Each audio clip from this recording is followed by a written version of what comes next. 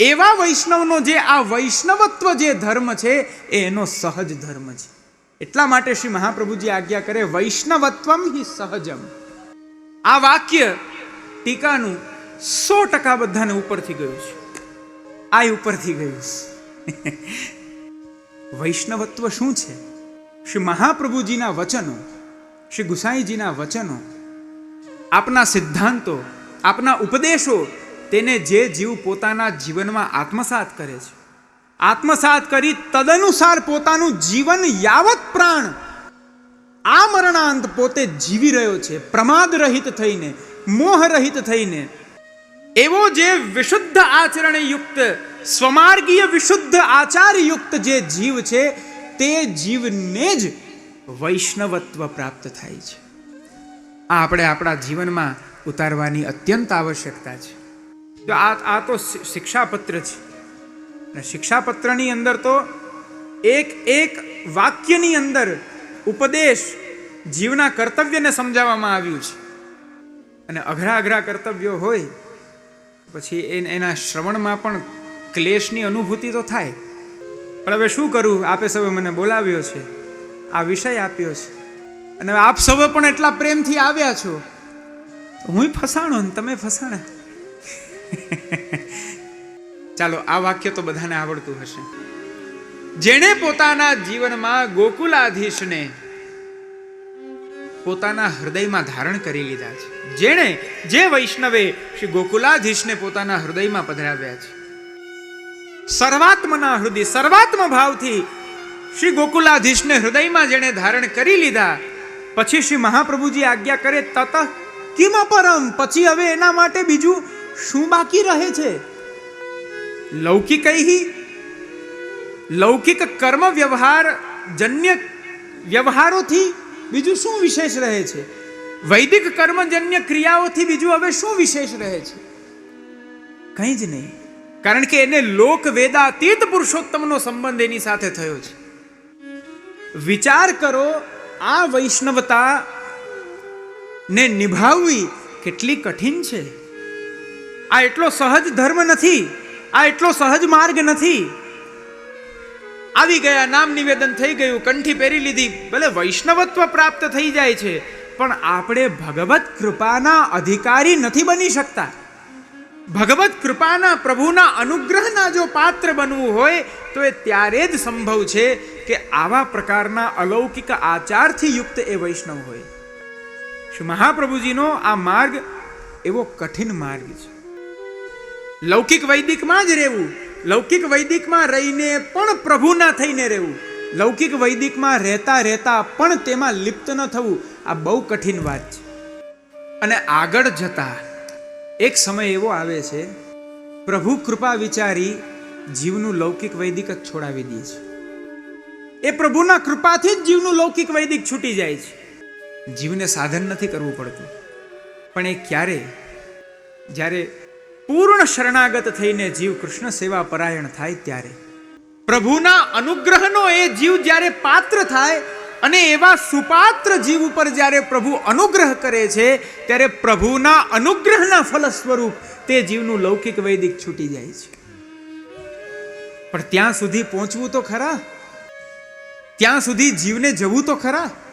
ભલે 4 સોપાન 4 સીડી જ છે, પણ 4 ચડવી તો ખરી. નીચે બેસીને જીવ એવો વિચાર કરે કે હું 10મા માળે પહોંચીશ, 10મા માળે પહોંચીશ, પણ જાય જ નહીં. ન સીડી ચડે, ન લિફ્ટમાં જાય તો કેવી રીતના 10મા માળે પહોંચે? ઉદ્યમે નહીં સિદ્ધ્યંતી કાર્યાણી ન મનોરથે. બેસીને વિચાર કરવાથી કાર્યો સિદ્ધિ નથી થતી.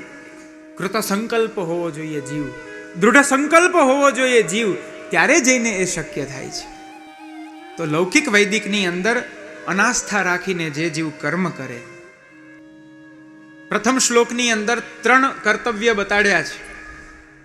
એક તો લૌકિક તાપથી ઉદ્વિગ્ન થઈ જવું, ભગવત દર્શનને માટે અલૌકિક તાપક્લેશને અનુભવવો, અને લૌકિક વૈદિકને અનાસ્થાથી કપટથી કરવું. આ આપણા કર્તવ્ય છે. ત્યાર પછી બીજો શ્લોક આવે છે, બધા મળીને એનું ગાન કરીએ. પોતાના લૌકિકની અંદર આવશ્યકતા હોય એટલા જ વચનોને કહેવા. ભગવદ વિષયથી અતિરિક્ત અન્ય વિષયોમાં વાણીનો જ્યાં નિરોધ થઈ જાય છે, જ્યાં વાણી રોકાઈ જાય છે, જ્યાં વાણી સ્થિર થઈ જાય છે, આ વૈષ્ણવનું સ્વરૂપ છે. બહુ બોલ બોલ બોલ બોલ કરનારો વૈષ્ણવ ના હોય. હા, અને જો ભગવદ વિષયને કહેતો હોય તો વાત અલગ છે, પણ લૌકિક વિષયોમાં, લૌકિક લોક સંબંધી વિષયોમાં અનેક વાતો, અનેક ચર્ચાઓ, આપણે એને શું કહીએ? ગપ્પા. વૈષ્ણવ પોતાની વાણીને વ્યર્થ નથી કરતો. વાણીનો નિરોધ કરીને જ્યાં આવશ્યક છે, જ્યાં એની ઉપાદેયતા છે, ત્યાં જ એનો ઉપયોગ કરે છે. વાણીનો નિરોધ કરવો. અચ્છા, હમણાં મેં જે પૂર્વમાં કહ્યું ગપ્પા, આવી રીતના મિથ્યા વાર્તાલાપ કરનારા જીવની શું ગતિ થાય? તે જીવની શું ગતિ છે? શ્રીમદ ભાગવત લખે છે, જે જીવ પ્રભુના ચરિત્રોને ન કહી અને સંસારના વિષયોને બોલી રહ્યા છે. પાછું યાદ દેવડાવું, એવું નથી લાગતું ને કે આપણી જ વાતો છે? આ તો શિક્ષાપત્ર છે પ્રિયજનો. અહીંયા તો ડગલે ને ડગલે આમાં આપણી ખામીઓ દેખાવાની જ છે, એ અનુભવ થવાની જ છે. જે જીવ ઉત્તમ શ્લોક વાર્તા એટલે ભગવાન શ્રી કૃષ્ણના ચરિત્રોની પરસ્પર કથન ચર્ચા જે જીવ નથી કરતા, એનાથી અતિરિક્ત સાંસારિક પદાર્થોની જે જીવો ચર્ચા કરે છે, તેના માટે કહ્યું આયુર હરતિ વૈ પુંસામ. દિવસે ને દિવસે તે જીવોની આયુ, આ સૂર્ય એ દિવસ રાત કાઢતા કાઢતા તે જીવની આયુ હરી લે છે. તે જીવની આયુ હરાતી જાય છે. તસ્યર્તે યક્ષણોનીત. એની જે જે ક્ષણો આ સૂર્ય એ દિવસને આખો વ્યતીત કરીને લઈ જાય છે, એમ કરતા કરતા એની આયુ હરાઈ જાય છે, એને ખબર પણ નથી પડતી. અને આમ સમય આવે અને કાલ સામે ઊભો હોય અને પછી એ કે મેં તો મારા જીવનમાં કંઈ આત્મકલ્યાણનું ન કર્યું. કહા ભયો અબ કે પછતાને, પહેલે પાપ કમાયો. સુરદાસજી કહે છે, હવે આ પશ્ચાતાપ કરીને તને શું મળવાનું છે? જીવન આખું ચાલ્યું ગયું, તારી યુવાવસ્થા આખી ચાલી ગઈ. યુવાવસ્થા, બાલ્યાવસ્થા અને યુવાવસ્થા જ ભગવત ભજનને માટે યોગ્ય આયુ છે. આજે આપણી એ સ્થિતિ થઈ ગઈ કે આપણું નાનકડું બાળક હાથમાં ગૌમુખી લઈને બેસે તો માતા પિતા ચિંતા કરે કે અત્યારથી આવું કરે છે. તમારા મહદ ભાગ્ય છે કે એ આજના આ કરાલ કાળમાં એ બાળકને એવો સંકલ્પ થયો. તમે એને એવું શીખાડ્યું નથી, છતાં એને એવો સંકલ્પ થયો. આ જ આયુ છે. આ જ આયુમાં ભગવત ધર્મો તે નાના બાળકની અંદર પ્રસ્થાપિત કરી દેવા જોઈએ.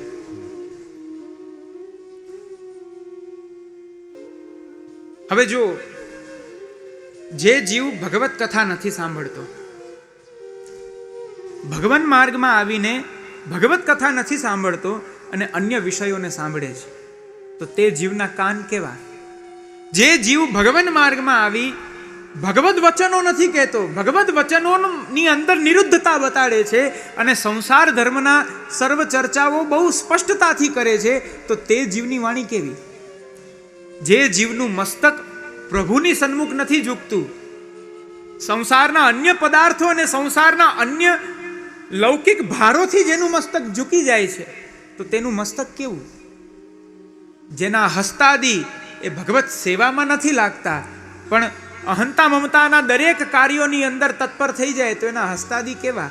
આનું એક એકનું વર્ણન શ્રીમદ ભાગવતમાં કર્યું છે. હવે આ બધી જ તમારી વાત છે, કહો તો સંભળાવું. સાંભળવું છે? એક શરતે, ખોટું નહીં લાગે ને કોઈને પછી. એને એવું ગભરાવમાં તો સ્વયં શુકદેવજીના વચનો છે, આમાં કંઈ ખોટું ના હોય. આ ભગવદીય જનો છે, જે બોલે એ સત્ય હોય.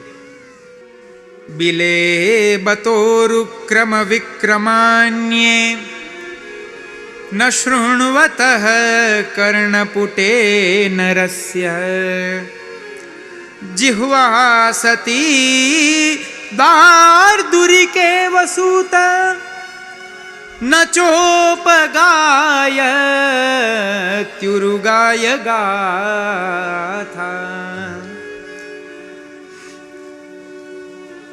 જે જીવ ન શૃણવતઃ કર્ણપુટે નરસ્ય, જે જીવ પોતાના કર્ણપુટથી ભગવત ચરિત્રો નથી સાંભળતો અને અન્ય વિષયોને સાંભળે છે, તેના કાન કેવા? તો કહ્યું જેમ સર્પને ઘૂસવાને માટે એક બિલ હોય, એક છિદ્ર હોય, એ છિદ્ર છે પણ એ છિદ્રનું બીજો કોઈ ઉપયોગ નથી, એમ આના કર્ણની અંદર આ છિદ્ર છે પણ એક બિલની જેમ, એક કાણાની જેમ છિદ્ર છે. આના વાસ્તવિક કાન નથી, આ તો એક સામાન્ય છિદ્ર છે. સાવધાન થાવ, નિત્ય ભગવત ચરિત્રના શ્રવણમાં તત્પર થાવ. પછી વાત આવે છે વાણીની. જે જીવ નચોપગાય ઉર્ગાય ગાથા, જે જીવ ભગવાનના અલૌકિક ચરિત્રો નથી ગાતો અને સંસાર ધર્મને સતત પોતાની વાણીથી કહી રહ્યો છે, તે જીવની વાણી કેવી? તો કહ્યું દારદુરી કી, દેડકા જેવી. ટર ટર ટર ટર ધ્વનિ કરે છે પણ એ યથાર્થ શબ્દ બોલતો નથી. કદાચ બોલે તો પણ એ લોક સંબંધી છે, એનાથી અમારે કોઈ લેવા દેવા નથી. આવું વૈષ્ણવ કહી રહ્યા છે. આ બધું એટલે સંભળાવું છું કે કાલથી આ બધું બદલાવી નાખજો. આ કાનને કાન રહેવા દેજો. આ સર્પનું બિલ બની જશે, અહીંયા સર્પ ઘૂસે, શું હાલત થાય આપણી. આ જીહવાને જીહવા રહેવા દેજો. આ દારદુરી વાણી થઈ જશે તો પછી બોલવા જશો કંઈક બોલાઈ જશે કંઈક. મોટું નુકસાન તમને બધાને છે. વ્યાપારમાં કોઈ સમજશે જ નહીં તમે કેટલા બોલ્યા. સાવધાન થાવ. આ મસ્તક જેનું પ્રભુના ચરણારવિંદમાં નમતું નથી, એ મસ્તક જડ છે, એ જડ સમાન છે. અને શાવૌ કરો નો કુરુતઃ સપરિયામ, આ જેના આ હસ્ત પ્રભુની સેવા નથી કરતા, એ હસ્તમાં ભલે ને પછી સુવર્ણ આદિ અનેક આભૂષણો પહેરાવ્યા હોય છતાં પણ આ બંને હસ્ત ભગવત સેવામાં નથી લાગ્યા, માટે આ મૃત સમાન, નિર્જીવ સમાન માનવામાં આવ્યા છે. આ આપણા ભાગવત ધર્મો છે વૈષ્ણવો. આ આપણા પુષ્ટિ માર્ગના ધર્મ છે. આ માર્ગની આ તત્પરતા છે. હવે નેત્રની વાત કરી. આ નેત્ર દ્વારા દૃશ્યમાન પદાર્થ એક જ છે, એ છે નંદનંદન શ્રી કૃષ્ણનું વદન કમલ. એમના વદન કમલના દર્શન જીવ નથી કરતો અને સંસારના સુંદર પદાર્થોને જોવાને માટે લોભાય છે. તો એના નેત્ર કેવા છે? બરહાઈ તે નયને નરાણામ, જેમ એક મોરપંખ હોય અને એ મોરપંખમાં એક મધ્યમાં એક આંખ જેવું એક ચિહ્ન બનેલું હોય. એ ચિહ્ન તો આંખનું બનેલું છે, પણ શું વાસ્તવમાં એ દર્શન, એની અંદર દૃષ્ટિ છે ખરા? નથી. તેમ આ જીવના નેત્રો છે, પણ ખરેખર જો એનામાં ભગવત દૃષ્ટિની ભાવના, ભગવત દર્શનની ભાવના નથી તો એની દૃષ્ટિ હોવા છતાં પણ એ નિરર્થક છે. જેના ચરણ પ્રભુની લીલાસ્થલીની અંદર નથી જતા, તેના તે ચરણ જળ વૃક્ષ સમાન છે. આવું કહ્યું છે. તદસ્મસારમ હૃદયમ બતેદમ યદ્ગૃહ્યમાણે હરિનામધેયૈ. આહા, ભગવાન નામનું જ્યાં ગૃણન થઈ રહ્યું છે, ભગવાન નામનું જ્યાં કથન થઈ રહ્યું છે, ભગવત ચરિત્રો જ્યાં ગવાઈ રહ્યા છે, એ સમયે ભગવત ચરિત્રોને કર્ણેન્દ્રિયથી હૃદયમાં પ્રવેશ કરાવતા જે જીવનું હૃદય દ્રવિત નથી થતું, જે કેવી રીતના દ્રવિત થાય? આપે સૌએ મને આમ પૂછવું જોઈએ, સામે દલીલ કરવી જોઈએ, કેવી રીતના હૃદય દ્રવિત થાય? સવારના 8 વાગ્યાના ઘરેથી નીકળ્યા, દોડા દોડી કામ વગેરે, એ અનેક ચિંતાઓ, અનેક વ્યાધિ, અનેક પરિશ્રમ કરતા કરતા 9 વાગે ઘરે આવ્યા. ફટાફટ સ્નાન કરી મહાપ્રસાદ લઈને આપે બોલાવ્યા. હવે અહીંયા આવીને થાકીએ નહીં તો પછી ક્યાં જઈએ? એવું આપે મને કેવું જોઈએ. અને હું સ્વીકારું પણ ખરા. કાલની જ વાત કહું, કાલે આપણે 3 કલાક 10 મિનિટ જેટલું સત્ર થયું. મુકામે જઈને હું બેઠો ને, મારા બધા આસપાસવાળાઓને ખબર છે, જાણે 5 કલાક બોલીને આવ્યા હોય ને કેટલું એક સ્ટ્રેસ અનુભવાય એટલો હું અનુભવતો હતો. કારણ કે આ મારા માટે બહુ વર્ષો પછી આ રાત્રિ સત્ર હું કરું છું. આ રાત્રિ સત્રનો આ 3 કલાક મને પણ બહુ અઘરી લાગે. હું આખો આમ ખેંચાઈ જાઉં. અભ્યાસ નથી, આપ લોકો તો અભ્યાસુ છો. આપ સૌને તો અભ્યાસ છે. કહેવાનો તાત્પર્ય યદ્ગૃહ્ય માણે હરિનામ ધ્યેય, જ્યાં ભગવાનના નામ પ્રભુના ચરિત્રો કહેવામાં આવી રહ્યા છે, એ ચરિત્રોનું શ્રવણ કરતા એક જીવનું હૃદય દ્રવિત થઈ જવું જોઈએ. અને જો એ નથી થતું, તદસ્મસારમ, એનું હૃદય નથી, પથ્થર સમાન છે. લોહને પણ પીગળાવી શકાય છે, પથ્થરને કેમ પીગળાવવું? ભગવત ચરિત્રોને સાંભળતા સાંભળતા નવિક્રિયેતાથ યદા વિકારો નેત્રે જલમ ગાત્ર રૂહેશુ હર્ષઃ. પ્રભુના ચરિત્રો સાંભળતા જેના એક રોમકૂપમાં હર્ષોલ્લાસ પ્રકટ નથી થતો, જેના નેત્રમાંથી પ્રેમાશ્રુ પ્રકટ નથી થતા, એનું હૃદય નથી, પથ્થર સમાન છે. એક વૈષ્ણવ પોતે પોતાના જીવનમાં પોતાની વાણીનો નિરોધ કરે છે અને જ્યાં આવશ્યકતા છે ત્યાં જ પોતાની વાણીને પ્રકટ કરે છે, મૌન રહે છે. આ વૈષ્ણવનું સ્વરૂપ. અને જ્યાં કહેવાનો અવસર આવે ત્યાં ભગવત ચરિત્રોને કહેવા. અને ત્યાર પછીની પંક્તિમાં શ્રી હરિરાય મહાપ્રભુ આજ્ઞા કરે છે, મનસા ભાવયે નિત્યમ લીલા સર્વા ક્રમાગતા. એક વૈષ્ણવે સદા અનવસર કાલમાં પોતાના મનથી ક્રમ સહિત પ્રભુની સર્વ લીલાનું ધ્યાન કરવું જોઈએ. આવો સમય જ આપણને ક્યાં મળે છે? આવા સમયનો અવકાશ જ આપણી પાસે ક્યાં છે? ગઈકાલે કહ્યું તું એમ, આપણે આપણી ભગવત સેવાને એક સમયની અંદર આપણે બાંધી દીધી છે. અરે હજી તો પ્રભુના અનુસર ન થાય ત્યાં તો વ્યક્તિ બહાર જવાની તૈયારી, અરે હજી તો પ્રભુ પોડી રહ્યા છે ત્યાં તો વ્યક્તિ બહાર ઉભો હોય. આટલી ક્ષણ પણ આપણી પાસે ધૈર્ય નથી, આટલી ક્ષણ પણ આપણે પ્રભુની માટે ઊભા નથી રહી શકતા. વ્યાપારનો સમય થઈ ગયો ને જવું છે, અને ઘરે જે અંદર સેવામાં હોય એમ કહે કે 2 મિનિટ ઉભા રહો. એક કામ કરો, સ્નાન તો કર્યું છે, ધોતી બંડી પહેરી લો અને ખાલી જારી ચસપસ તો કરીને જાઓ. તો એ આપણે નથી કરી શકતા.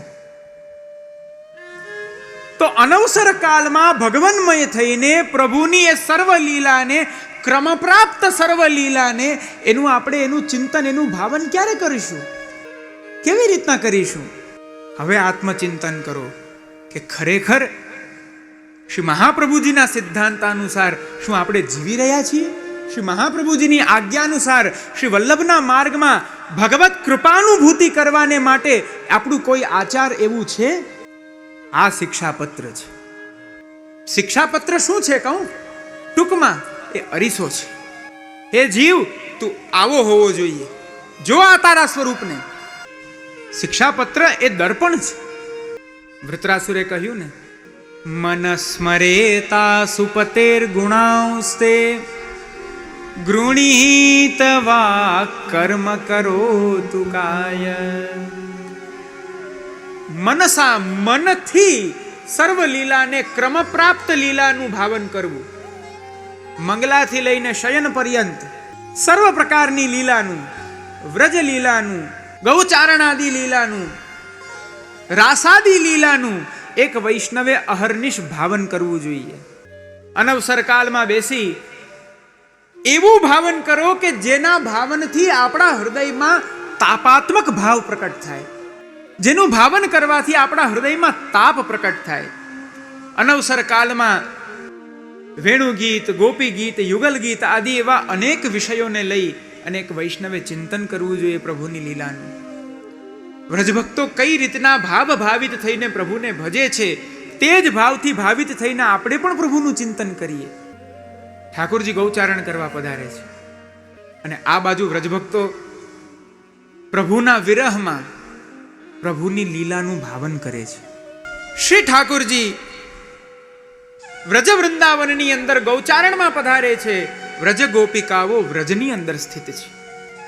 જેમના વિના એક ક્ષણ ન નીકળી શકે એવો જ્યાં અનન્ય સ્નેહ છે, એવા પ્રભુ વિના હવે આખો દિવસ કેવી રીતના પસાર કરવો? શું કરું? મને ક્ષણે ક્ષણે આપ સૌને એ ઉપદેશ દેવાનું મન થાય. જરા વિચાર કરો, ક્યાં ફસાયા છીએ આપણે? કઈ લૌકિક આસક્તિમાં આપણે પડ્યા છીએ?